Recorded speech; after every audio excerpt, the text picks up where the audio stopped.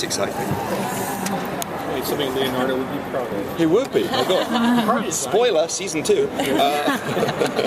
He invents sewing. Yeah. I'm waiting for him to invent Velcro. We spend so long putting on our boots in the morning. That's my petition. That's my personal plea.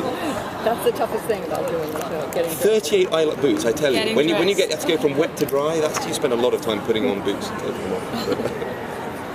Invent zippers, it's easier. Yeah, zippers, poppers. Come on, Da Vinci, it's not that hard. So the second season seems to be very mystical, very fantasy, a lot more than last year. Can you talk about that? It's really, I think everything is bigger this year. It's really epic, it's really ambitious. I think, structurally, the characters go off into 4 different directions. So I think there's a new fun in terms of new alliances, of catapulting characters you wouldn't expect to coexist together, forged into these queasy alliances. So, for example, one of the main thrusts for the series is the Book of Leaves, which is the idea in terms of what you're talking about, the mysticism. It's this arcane compendium of forgotten knowledge, which both I and Leonardo believe could change the whole socio-political landscape of the world. So, in the aftermath of the Patsy conspiracy, we both think this is the answer. We both drive off across the Atlantic, racing across to the New World to try and find the Book of Leaves. So, as you say, one of the thrusts is this kind of possibly mythological, possibly real artifact. And yeah, some interesting things happen. It's really, we're pushed to breaking point, I would say. It's another one of the defining characteristics of the series, physically, mentally, spiritually, and I think with that we get to glimpse into the dark recesses of the souls of a lot of characters. We begin to fill in gaps that we were kind of hinted at in the first series, but there's a lot more information. Because there's quite a big spiritual side to your character, isn't there, with his beliefs, and do you enjoy getting into that? I love it. This season for Iario I've loved it. It's in the first season he's very much in his milieu. He's largely rather cool, calm, and collected. He has all the support of the Vatican, military, financial, and political. And this season he's catapulted. He almost goes AWOL, and he's in the new world, way out of his comfort zone, and he's absolutely pushed a breaking point. And we begin to see, I think, a new emotional rawness, and a new ferocity, and even an amorous side, which is a surprise to everyone. But it's been great amorous. fun. We can't talk. We can't say anything. I've heard so many comparisons about this show to Game of Thrones. Do you feel like you can steal some of the audience from Game of Thrones and bring them over? Oh my God, I love Game of Thrones. I think it's terrific. I think there's always a market for big, epic, ambitious shows where you don't know what's going to happen next. And, structurally, there's a bit of Game of Thrones, I think, going on in terms of having different worlds coexist and kind of flashing between them. But Da Vinci's Demons is absolutely its own entity. It's completely unique. And, if the same people watch them both, terrific. Yeah. There was a few people watch Game of Thrones, 1 or 2. So, and the show leads people to believe that Da Vinci was insane? How much, do you feel like it's true? I don't know if he's insane. I think he's...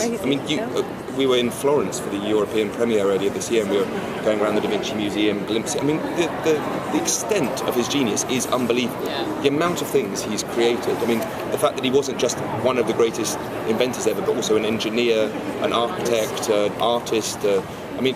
It's extraordinary. You think someone that formidably talented must have just so much pouring through their head. I was in Margate in Britain earlier this year. They had a few pages, there was a museum of curiosities, of his hieroglyph writing, and you would see he just dashed out, and he was basically writing in backwards in an invented language with a pictogrammatic language, and it's just written at speed, and you think you can't even imagine the kind of ferocity of that intelligence. So I don't think it's a madness, but the idea of trying to harness that, it must be trying to ride a bull or something. Right. I would have no idea. To be that smart.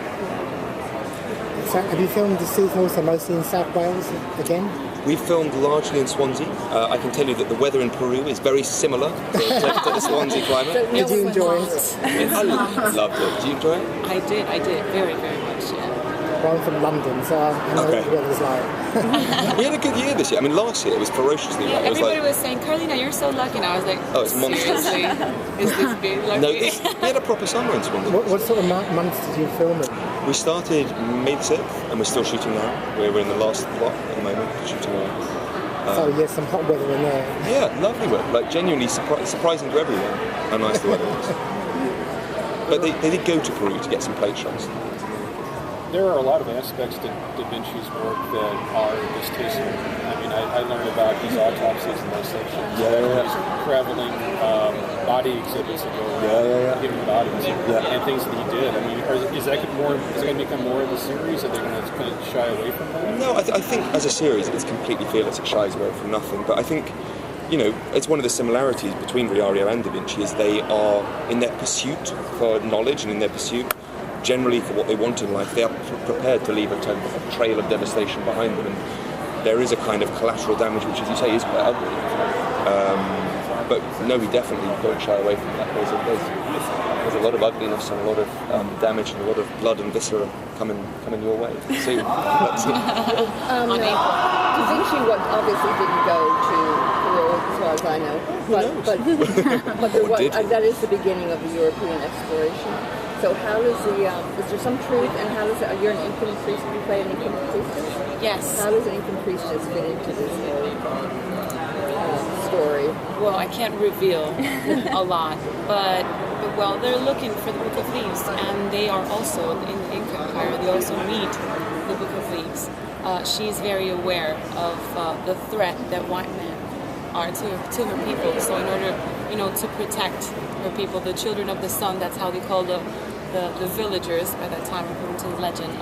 She wants to protect them, and so she's also looking for the Book of Leaves. So they have like this relationship. I'm talking about all the characters, Riario, right? Everyone that it's going to be in Peru. So they kind of like team up, but it's like a really hard relationship because they are a threat, but they want the same as well, and they need their help to get there. So that's going to be their relationship. You don't trust Riario.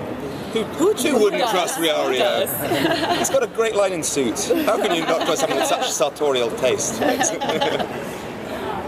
It's got a slightly new look this year, Riario, which is exciting. He's gone a bit more kind of Japanese, it's inspired by the silhouette of 15th century samurai outfits.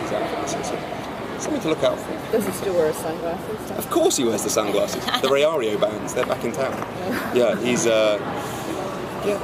again, this is maybe a spoiler, but he may have started a trend, is all I'll say. How did you enjoy coming to the program, Carolina? Well, this is amazing. This has been like the most amazing experience to me. It's my first TV production outside of my country. So I've done like movies, like international movies, but never like a production like this. And I'd never thought my first would be in Europe. Like the common thought would be like here in the US, and it was in Europe. So it was like mind-blowing, every single part of it, and they were all so nice. We bullied her relentlessly for the first few weeks, and they were so supportive. I had so much stuff, like in my head going on. English is not my first language, and then I had to learn Quechua, and then I had to, to like dress like a Inca, and then I had to, it was so many things, but it all turned out really, really well, and like trying to grasp the responsibility that I had, being the one, the only Latin America member of the cast. Caroline did amazing. She had these epic Quechuas. She's underselling them, Quechuan speeches, which she was doing kind of shivering away in night shoots, and she was 5:30 a.m. in a bikini. That's all I'm gonna say. In Wales. Yeah, but it was in Wales, amazing. I know. Amazing. You felt it. Peru via Swansea. Yeah. All right, guys, thanks for rotating. Thank you. Thank you so much.